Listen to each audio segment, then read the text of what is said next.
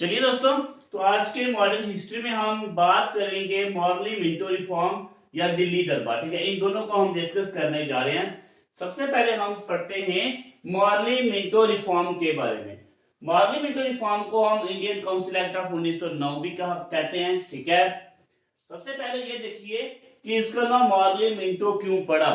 Okay, तो Lord Minto जो थे उस समय के वाइसरॉय थे, जो मॉर्ली जो थे secretary of state for India थे उस समय। ओके, और मिंटो को father of communal electorate of India भी कहा जाता है, ध्यान में रखना। ठीक है, एग्जाम में क्वेश्चन पूछ सकता है father of communal electorate in India किसको कहा जाता है, तो लॉर्ड मिंटो को।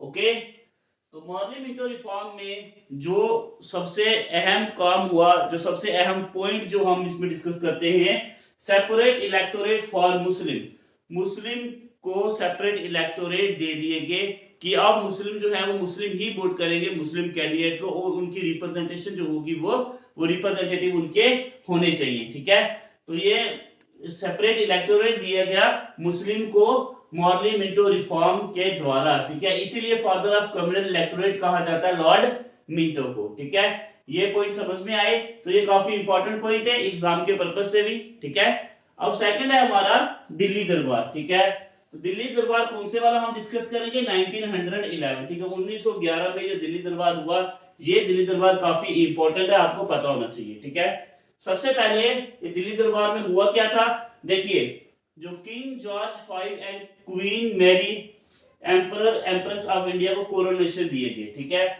ये एम्परर और एम्प्रेस बने। ठीक है, राजा और रानी बने इंडिया के, और इनकी कोरोनेशन हुई थी। ठीक है, इनका राज तिलक हुआ था दिल्ली दरबार 1911 में। ओके, और जो king declare capital of India will be transferred from Calcutta to Delhi, और राजा ने क्या डिक्लेयर किया था कि जो हमने पहले की जो हमारी कैपिटल थी वो कलकत्ता थी, और उसको ट्रांसफर किया गया, कहां पे लाया गया, दिल्ली में। ओके, और ये दिल्ली में एक्चुअली हैपेंड इन 1912 में जो कैपिटल जो थी वो एक्चुअली में हमारी कहां पे आ गई, दिल्ली में आ गई। ठीक है, और उसके बाद जो अहम काम किया गया दिल्ली दरबार में, वो किया गया cancel the partition of Bengal. हमने पढ़ा था कि 1905 में पार्टीशन ऑफ बंगाल हुई थी, और दिल्ली दरबार 1911 में जाकर के ये पार्टीशन का क्या हो गया, खारिज हो गई। ठीक है, तो पार्टीशन ऑफ बंगाल आई, और बहुत सारे लोग जो थे उस पार्टीशन से खुश नहीं थे,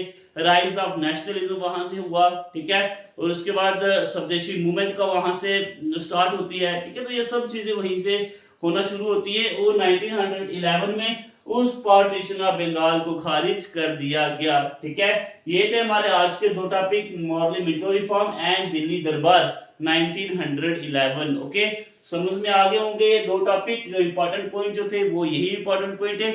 स्क्रीनशॉट लेकर के इसके नोट्स बना दीजिए। ठीक है, उम्मीद करता हूं ये लेक्चर आपको पसंद आया हो दोस्तों। तो इसी तरह के और भी लेक्चर देखने के लिए चैनल को सब्सक्राइब कीजिए, वीडियो को शेयर करना मत भूलिए। धन्यवाद।